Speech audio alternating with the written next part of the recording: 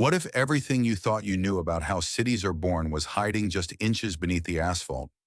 What if the legends your grandmother told you turned out to be literally true, carved in stone beneath your feet? Just days ago, in the Croatian city of Split, construction workers were wrapping up a routine project when they hit something that shouldn't have been there. Stone. Old stone. Really old stone. What they'd stumbled upon would turn out to be one of the most sensational archaeological discoveries in recent memory. An ancient road that rewrites the origin story of an entire city and proves that sometimes legends aren't just stories. Picture this. The year is 614 AD. The mighty Roman city of Salona, capital of Dalmatia, with 60,000 inhabitants, is burning. Avars and Slavs have breached the walls. Panic fills the streets. And somewhere in that chaos, group of children clutches a precious bundle, the bones of their martyred bishop, Saint Domnius. They're running down a road that leads to the only sanctuary left, the abandoned palace of Emperor Diocletian, the very man who had executed their saint 300 years earlier. For 1,400 years, this story lived only in legend, local tradition, the kind of tale historians politely call unverified. Until last week, when archaeologists in Split found the actual road, the exact path those refugees took, buried just centimeters below a modern street. But here's where it gets even more incredible. This wasn't just any archaeological dig. The construction was literally about to close up the site forever. If they'd been even a few days later, this discovery would have been sealed under concrete for who knows how many more centuries. As lead archaeologist Nebojša Kingali put it, they found it at the absolute last second. So what exactly did they find? Four things that shouldn't exist together, but do. First, a section of ancient Roman road, paved with stone, wide enough for carts, leading directly from the ruins of Salona toward Diocletian's palace. Second, right alongside it, a portion of Diocletian's legendary aqueduct, the engineering marvel that once carried 129,000 cubic meters of water per day from the Jadro River. Enough water for a modern city of 170,000 people. Third, and this is where it gets dark, graves. Multiple stone sarcophagi lined up beside the road. Who were these people? Refugees who didn't make it? Victims of that terrible day when Salona fell? We don't know yet, but the archaeologists are using cutting-edge tooth enamel analysis to find out. They'll be able to tell us what these people ate, where they grew up, maybe even how they died. And fourth, the mystery that has everyone talking. An unknown building. It's clearly not a house. Shows signs of long-term use, multiple repairs over centuries. Singali thinks it might be, and I quote, a sacred site. Maybe a shrine. Maybe a chapel. Maybe something else entirely. But to understand why this discovery is causing such excitement, we need to rewind the clock. Way back. To understand the world these refugees were fleeing from and the strange sanctuary they were running to. Salona wasn't just any Roman city, this was the big one, the capital of the entire province of Dalmatia. Think 60,000 people, massive public baths, a theater that seated 3,500, forums, temples, the works. This was where Emperor Diocletian himself grew up. Yeah, the same Diocletian who would later build that palace everyone was running to. And here's a delicious irony for you. Diocletian was famous for two things.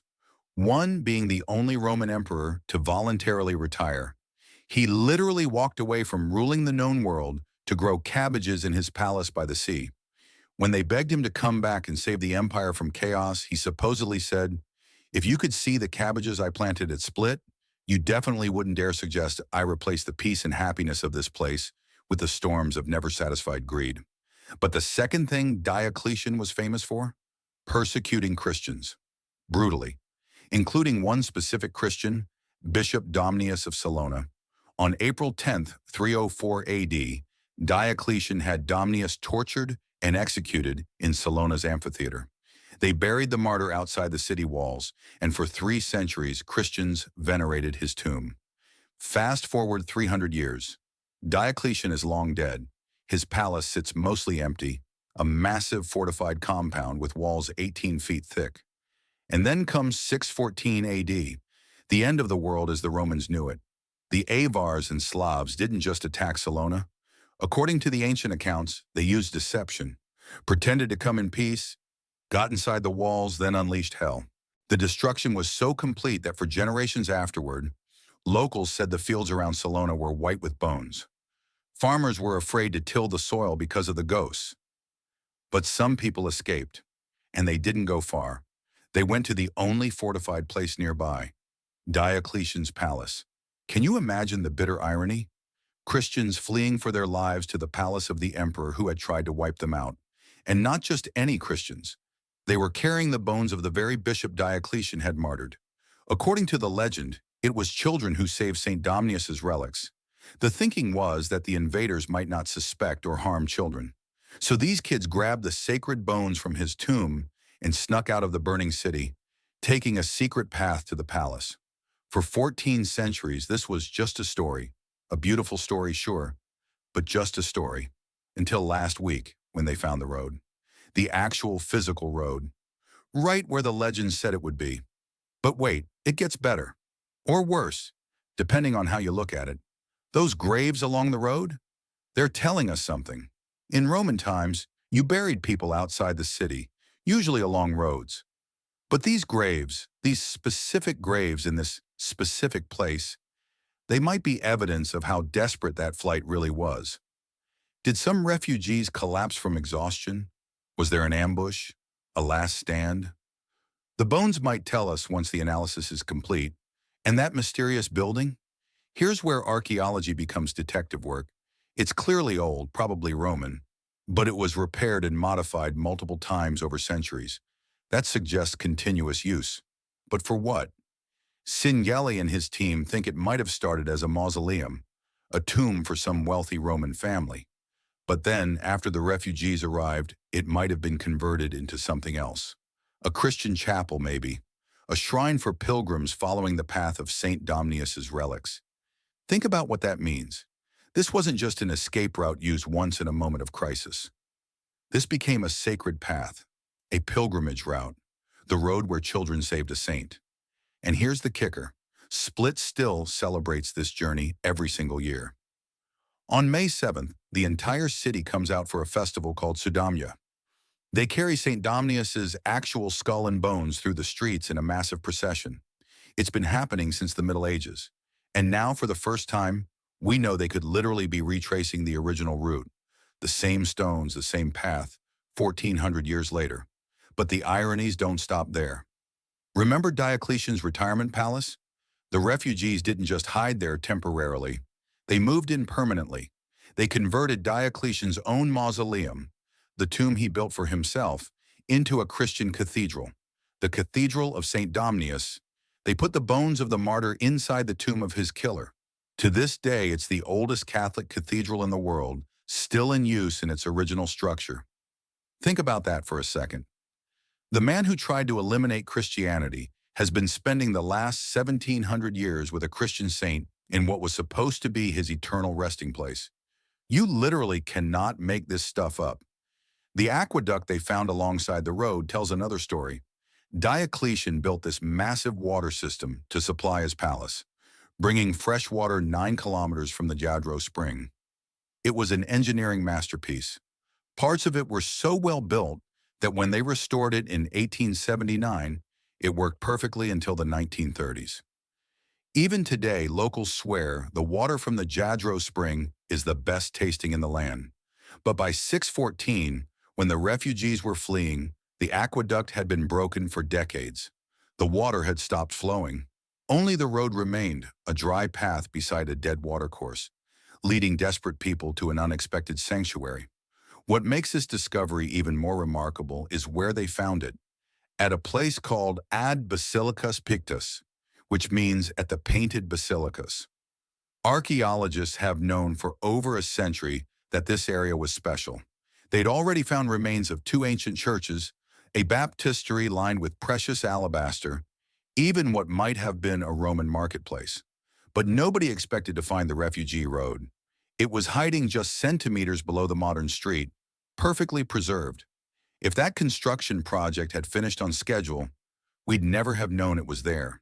The archaeologists are being surprisingly open about their work. Every week, Singali holds public talks called, "What Are You Digging There?" People can literally walk up to the site, peek through the fence, then hear from the lead archaeologist what they found that week. It's archaeology as community event, and the locals are eating it up. The talks are packed. One guy even brought Singali a bag of old pottery he'd found on Marjan Hill, hoping for identification. Like Singali had become the town's archaeology doctor, available for house calls. But here's what's really blowing people's minds. This discovery suggests that Split wasn't born from nothing. There was already a settlement here before Diocletian built his palace. The road proves it. There was already a connection, a community, a reason to build here. Diocletian didn't retire to the middle of nowhere. He retired to a place that was already alive with human activity. And when disaster struck Salona, when the old world ended in fire and blood, the survivors didn't scatter randomly. They followed existing paths to existing places. They transformed a retirement palace into a living city. They turned a pagan mausoleum into a Christian cathedral. They made something new from the ruins of the old. The analysis of the bones found in those graves might tell us even more.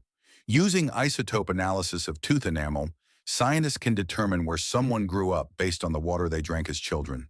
They can tell us if these were locals or refugees from far away. They can read ancient diets in ancient teeth. Were these people eating seafood like coastal dwellers or grain like inlanders?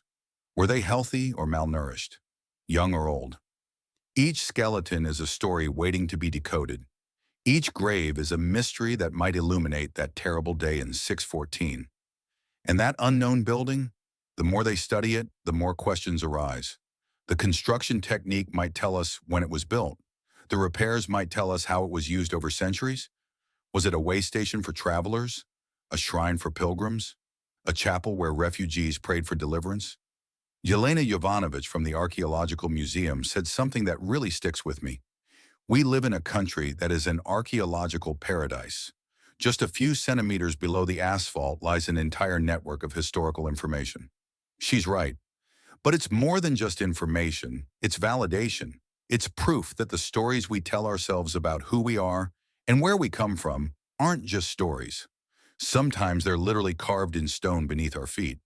What's happening in Split right now is archaeology at its best. It's not just about finding old things, it's about finding ourselves. It's about proving that legends can be true, that the past is present, that history isn't dead. It's just buried, waiting. They'll have to rebury most of the site soon. Can't stop progress forever. But they'll preserve what they can, document everything, take the most important artifacts to museums. The knowledge will survive even if the physical road gets covered again. But for those who've seen it, who've stood where those refugees stood, who've touched the same stones that once felt the footsteps of children carrying sacred bones, for them, the past will never feel quite so distant again. The road from Salona to Split, from destruction to sanctuary, from paganism to Christianity, from legend to fact, all of it real, all of it true, all of it waiting there, just centimeters beneath the street. Makes you wonder, doesn't it? What's buried beneath your streets? What legends in your town might turn out to be true? What stories are waiting there, patient as stone, for someone to stumble upon them at the last possible second? Maybe that's the real discovery here. Not just an old road or some ancient bones, but proof that the past is never really past. It's right there, under our feet, waiting to remind us that we're all walking on history. Every single day.